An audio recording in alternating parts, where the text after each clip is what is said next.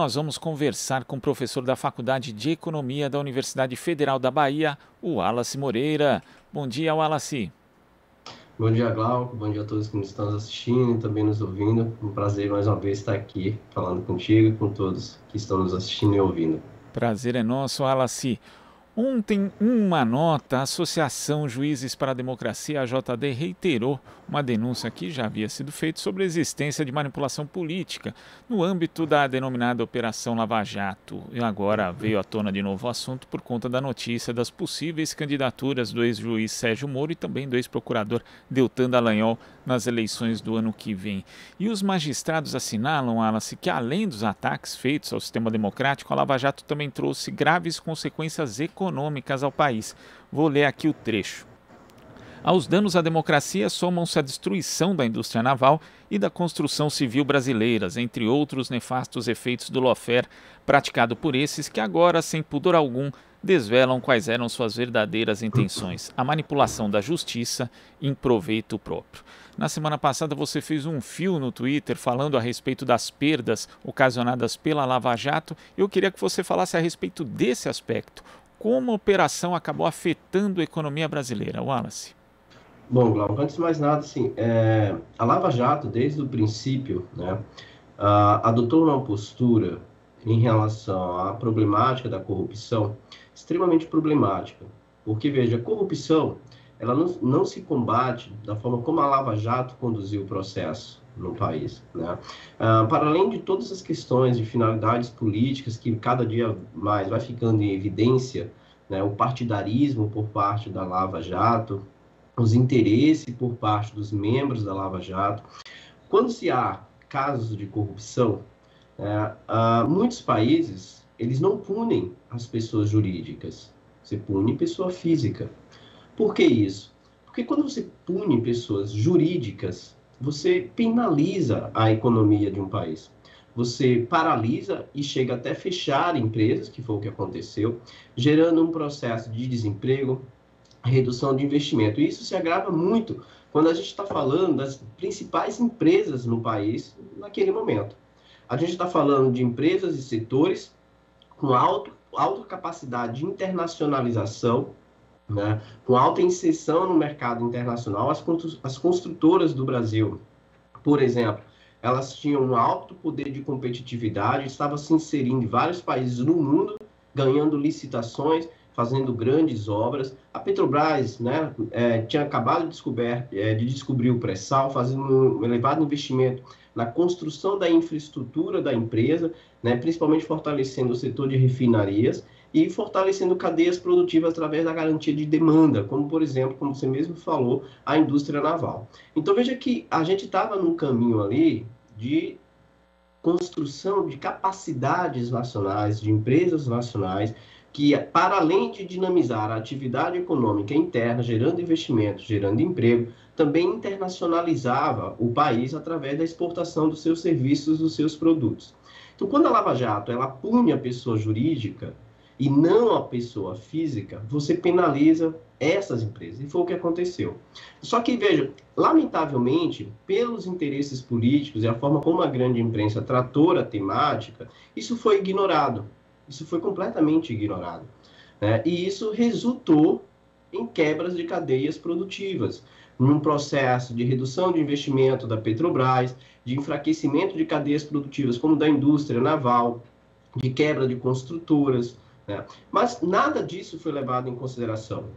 E, mais recentemente, para entrar nessa questão dos estudos, 2 estudos surgiram mostrando, né, os efeitos econômicos da Lava Jato.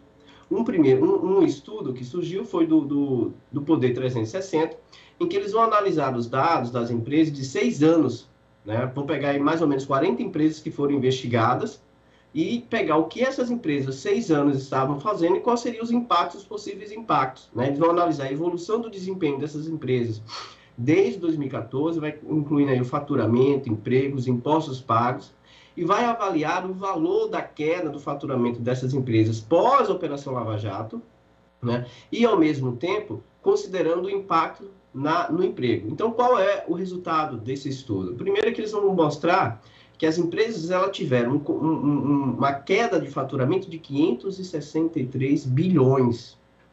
Né? Eles vão considerar essas 40 empresas, principalmente a Odebrecht, a Petrobras, a UTC, a Andrade Gutierrez, a Galvão Engenharia, a Camargo Corrêa, né?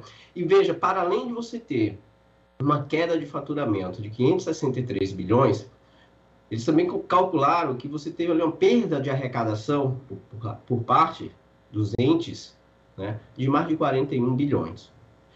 Para além disso, quando você pega um exemplo das construtoras brasileiras, elas encolheram em 4 anos quase 90%. O faturamento dessas empresas, ela saiu de 105 bilhões em 2013 para 11,8 bilhões. Ou seja, são empresas altamente competitivas, que estavam se internacionalizando, que estavam operando fora do país, contribuindo para nós termos a remessa de lucro de empresas nacionais para o Brasil, melhorando o resultado das nossas contas externas. Um outro ponto é, essa crise, né, de 563 bilhões, né, e de queda de arrecadação de quase 42 bilhões, vai gerar um impacto de uma perda de mais de 200 mil empregos. Por exemplo, a Odebrecht vai cortar 94% do seu quadro de funcionários em 6 anos. Né? Ela tinha 126 mil funcionários em 2013 e em 2020 chegou a 7.500. Então veja que o impacto do estudo do Poder 360 mostra um impacto brutal na atividade econômica. Um outro estudo que já tinha saído anteriormente ao estudo do Poder 360 foi do DIEESE. Né? No estudo do DIEESE, eles vão usar a matriz insumo-produto, né? Utilizando aí os valores de 2014 a 2017 para analisar o choque que a Lava Jato, as investigações da Lava Jato vai ter sobre a atividade econômica. O que eles vão mostrar? Que a Lava Jato vai custar em torno ali de 4,4 milhões de empregos, um impacto no PIB de 3,6% entre 2014 e 2017, fazendo com que o país deixasse de arrecadar 48 bilhões e 20 bilhões em contribuições sobre a folha. Para além disso, vai reduzir a massa salarial do país em 85,8 bilhões. E aí, quando o DIEESE faz projeções, né, sobre o impacto da Lava Jato, por exemplo, e você pega empresas como a Petrobras, como a construção civil, o volume de investimento, né, previsto de queda ali era em torno de 172 bilhões, somando a Petrobras e a construção civil. Então, você pega o número de empregos, né, o impacto de mais de 4 milhões e meio, o valor adicionado que tanto a Petrobras como as construtoras poderiam gerar é de 244 bilhões que foi perdido. Em termos de impostos, 47 bilhões deixou de ser arrecadado. A perda salarial, né, vai ser de 85 bilhões e as contribuições previdenciárias em torno de 20 bilhões com impacto de 3,9%. Quando você pega a cadeia produtiva do setor, né, você vai ter o principal impacto no setor de construção, de comércio, extração de petróleo, atividades imobiliárias, porque você tem um efeito cadeia completo em vários setores da atividade econômica. Né? E também, ao mesmo tempo que você tem perda de produção, você tem também a perda de emprego. Então, veja que são 2 estudos que mostram os efeitos nefastos na perspectiva econômica, né, que se agrava muito. Então, a crise que se arrasta na economia brasileira desde 2015, ela tem uma grande responsabilidade da Lava Jato. A forma moralista e partidária com que foi conduzida as investigações, né, gerou esse impacto econômico, essa crise, que se agravou muito com as políticas econômicas implementadas pelo senhor Michel Temer e, mais recentemente, agora, o que nós estamos vivendo, esse desastre durante o governo Bolsonaro/Paulo Guedes. E o Wallace, quando você fala dessa questão da responsabilização da pessoa jurídica e da pessoa física, né, que em outros países, quando acontecem escândalos dessa monta, na verdade, o que acontece ali é a responsabilização justamente da pessoa física para você não causar mais danos à economia. Quando a gente vai ver aqui exemplos do Brasil, mostra que o tratamento também é diferente, por exemplo, com o que aconteceu com o escândalo dos irmãos Batistas, Batista, que são donos, né, da holding JF, que tem ali a JBS e outras muitas e muitas empresas, tem até banco ali no meio, mas nesse caso priorizou-se ali a responsabilização dos acionistas majoritários, dos irmãos Batista, ao invés da empresa. A holding continua funcionando e muito bem. A que você atribui esse tipo de diferença de tratamento, né, que não houve nem com a Petrobras, nem com outras empresas relacionadas como as empreiteiras, Wallace? Olha, o caso dos irmãos Batista, da JBS, ele surge durante o governo Temer, né? Tanto é que se especulou muito se o Temer cairia, se o Temer não cairia. E eu acho que foi feito a forma conduzida foi a forma correta, como deveria ter sido feito. O timing, né, do ponto de vista político, é muito interessante para a gente questionar e fazer essa indagação, Glauco, né? Por que não foi feito da mesma forma com a Petrobras, com as construtoras? Né? Lembrem que a Petrobras, com a descoberta do pré-sal, passa a ser um dos principais players no setor de energia e de petróleo no mundo. A política de fortalecimento da cadeia produtiva da Petrobras, algo que nenhuma empresa estrangeira, a Shell, por exemplo, que sempre operou por muito tempo no Brasil, em fortalecer a cadeia de refino, incomodou muito. As escutas telefônicas que foram vazadas, né, inclusive os Estados Unidos fazendo escutas telefônicas da ex-presidente Dilma, da Petrobras, para saber os movimentos da Petrobras, nos levam a questionar quais são os interesses externos em quebrar cadeias produtivas nacionais.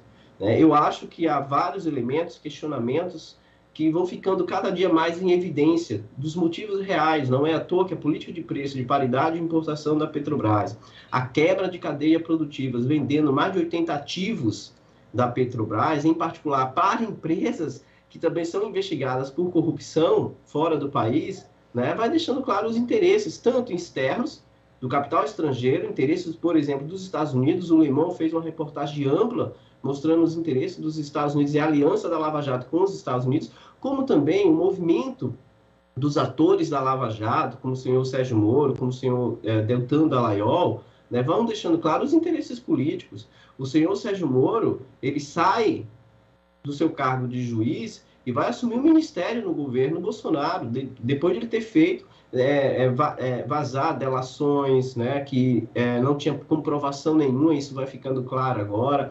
O senhor Deltan Dallagnol agora, como também se propondo a ser candidato a deputado federal, para além de outras ilegalidades da Lava Jato. Então, eu acho que, para além dos interesses nacionais de uma parcela da nossa sociedade, há também os interesses externos, Glauco, em quebrar cadeias produtivas. Não é trivial. As construtoras brasileiras, elas estavam ganhando licitação no mundo. A Petrobras, com o fortalecimento da sua cadeia produtiva, nós estávamos reduzindo a nossa dependência. Tanto é que, depois da quebra da Petrobras, a importação de petróleo refinado aumentou muito, principalmente vindo dos Estados Unidos. Que era algo que nós estávamos reduzindo, né, fortemente, através da política de fortalecimento da cadeia produtiva do setor. Então, os interesses, eles não são únicos, né, de um ou outro, mas também tem interesses externos. E, na minha perspectiva, tudo indica, né, a reportagem do Le Monde mostra isso, que a Lava Jato tinha um determinado tipo de objetivo e serviço. E isso, pelo que nós estamos vendo, foi realizado. E você lembra esse ponto importante também, que foi a espionagem feita pela NSA, e na prática a Petrobras foi a única empresa espionada. Todos os outras pessoas que foram alvo de escutas ilegais, de interceptações telefônicas feitas pelo governo dos Estados Unidos ali no governo Dilma, eram autoridades. E aí a presidência da Petrobras ali era acompanhada também, a única empresa no caso. E também é necessário, né, como você ressaltou, Wallace, lembrar o papel das empreiteiras brasileiras, porque elas tinham uma presença internacional muito forte, ganhando licitações, inclusive dentro dos Estados Unidos, sobre as companhias norte-americanas. Então, essa questão do interesse internacional é algo também que salta aos olhos, né? Porque os Estados Unidos têm, na verdade, ganhado, lucrado, como você ressaltou, por exemplo, com a questão da exportação das refinarias, né? A gente tem aí um dado objetivo de que os Estados Unidos ganharam com esse desmonte tanto do setor das empreiteiras, mas também do setor relacionado mais diretamente à Petrobras, Wallace. Exato, veja, não é algo fortuito, Glauco, assim, não é algo de dizer assim, olha, aconteceu, não aconteceu, né? Há evidências que apontam para que houve uma articulação dos interesses. A própria reportagem do Le Monde, vários documentos, as mensagens vazadas, né, que foram denunciadas pelo The Intercept, pela reportagem do El País, vão mostrando que havia uma articulação dos Estados Unidos com a Lava Jato. E, consequentemente, as empresas norte-americanas e os próprios Estados Unidos ganham muito, como você mesmo falou, quebrar cadeias produtivas como as construtoras, né, gerou também o interesse de outros países e outras nações. Agora, se eventualmente tivermos um crescimento elevado, né, precisando fazer um processo de investimento em infraestrutura muito alto, por exemplo, agora nos Estados Unidos, o Biden conseguiu aprovar na Câmara o projeto de investimento em infraestrutura de $1 trilhão. Imagine você se hoje nós tivéssemos com as nossas construtoras, qual que seria a capacidade dela de concorrer a essas licitações? É óbvio, poderia não acontecer porque os Estados Unidos impõem regras para proteger suas cadeias produtivas internas, para proteger seus interesses. Compras públicas nos Estados Unidos são direcionadas, ao contrário do Brasil, para empresas nacionais. Né? Lamentavelmente, o Guedes e o governo Bolsonaro e o Guedes abriram as compras públicas para empresas estrangeiras. Olhem só. Então, a quebra dessas cadeias produtivas deixa em evidência claramente um projeto de destruição de país. E no caso da Petrobras, né, a gente tem que lembrar da indústria naval, porque antes ali da Petrobras ocupar esse centro do planejamento do desenvolvimento brasileiro, né, ali no governo Lula, a indústria naval tinha desaparecido do Brasil praticamente, né? Depois ela volta a ter uma relevância justamente por conta dessa reorientação política, e agora também ela voltou a sofrer rumo mais ou menos ao patamar anterior. Isso porque existia, né, uma coisa que era pouco falada à época, Wallace, que era a política de conteúdo local. Né, uma regra que estabelecia uma porcentagem mínima de utilização da indústria brasileira na fase de exploração e desenvolvimento, inclusive dos blocos do pré-sal. E isso vai acabando, o Brasil também perde, na prática, muito da sua soberania em termos econômicos quando isso é desmontado, Wallace? Exato. O que foi feito ali naquele momento foi uma política de usar uma empresa estratégica num setor estratégico em que a conjuntura era extremamente favorável. O preço do barril de petróleo estava elevado, os preços das commodities elevados, a Petrobras fazendo um investimento muito forte em fortalecimento de cadeia produtiva e se descobre o pré-sal através de pesquisa. Né? A descoberta do pré-sal, a engenharia nacional vai se fortalecer muito. E isso poderia ser usado para fortalecer cadeias produtivas correlacionadas. E era isso que a Petrobras estava fazendo, exercendo um papel de um ator relevante em prol do desenvolvimento nacional. E não só isso, com o fortalecimento da cadeia produtiva, a Petrobras tinha a capacidade de gerenciar o preço sem repassar para a sociedade, de forma imediata e irresponsável, né, a variação do preço do barril do petróleo. E controlava desta forma, ajudava, corroborava para controlar o nível inflacionário do país. Hoje, vejamos o que está acontecendo. A Petrobras, através da política de paridade de preço de importação, atendendo aos interesses do acionista, está promovendo uma política de elevação de preço que está penalizando a sociedade. Com o preço dos combustíveis, a gasolina chegando a R$ 7,00, ao mesmo tempo que a Petrobras tem 31 bilhões de lucro, ela transfere para os acionistas 32 bilhões no segundo trimestre. No segundo trimestre, a transferência de lucro foi de torno de 38 bilhões, quando a Petrobras apresentou um lucro de 42 bilhões. Então, isso é de saltar aos olhos. E eu queria chamar a atenção, Glauco, de uma experiência recente. Como você mesmo sabe, eu estudo a Coreia do Sul, eu acompanho bem a experiência da Coreia do Sul, e que ganhou o mundo, que foi a prisão do ex-presidente, né, e líder da maior empresa da Coreia do Sul, que é da Samsung. O grande oligopólio, uma grande empresa nacional. Por que eu estou citando isso? Veja a forma e estratégia de diferente. A corrupção, ninguém é a favor da corrupção. Nós defendemos o combate à corrupção, mas de forma responsável, que se puna, como fizeram com o caso Joesley Batista, pessoa jurídica. Então, o presidente da Samsung, no caso da corrupção na Coreia do Sul, ele foi preso, ele foi condenado. Agora, veja que interessante. A sociedade sul-coreana, em reportagens, em jornais, em pesquisas realizadas no país, era contra a prisão dele. Por que contra a prisão dele? Porque ele representa uma empresa nacional que é símbolo de sucesso de desenvolvimento econômico do país. E o que foi que aconteceu recentemente? Por pressão da sociedade, por pressão política, ele foi solto. Ele ganhou liberdade provisória. E vejam só, qual foi a razão, Glauco, de ele ter ganhado a liberdade provisória agora, no período recente? 2 motivos. A Coreia do Sul precisava avançar na produção nacional, local, de vacinas para o combate à Covid. E quem é que vai fabricar a vacina? A Samsung. A empresa, a Samsung Biologics, né, que um elo da cadeia produtiva da Samsung, para muitos que acham que a Samsung só produz celulares, eletroeletrônicos, a Samsung também produz remédios. A Samsung tem construtora civil, atua no setor da construção civil, atua no setor de produção, de navegação, na indústria naval, né? Então a Samsung fez um acordo com a Moderna para produzir a vacina, para atender o mercado local e, ao mesmo tempo, exportar para outros mercados. O outro ponto é que a Samsung e a Coreia precisavam acelerar a produção de semicondutores, de chips, para enfrentar a crise de falta de insumos no mercado internacional. O judiciário, a articulação política no país, identificaram que a soltura do ex-presidente da Samsung era fundamental para ele fazer essa articulação em prol dos interesses nacionais. Percebe como que é diferente, igual a forma como você trata a problemática da corrupção e dos interesses nacionais? Ele não vai deixar de pagar as multas e as limitações por consequência das suas atitudes ilícitas. Mas você não pode, a partir disso, comprometer o desenvolvimento nacional, os interesses nacionais. A corrupção deve ser combatida, mas deve ser combatida de forma estratégica. Pegando outro caso, se a gente pegar o caso dos Estados Unidos na crise de 2008, veja se os Estados Unidos saíram fechando empresas de forma irresponsável. Pegue os casos, por exemplo, das agências de rating, a Standard Poor's.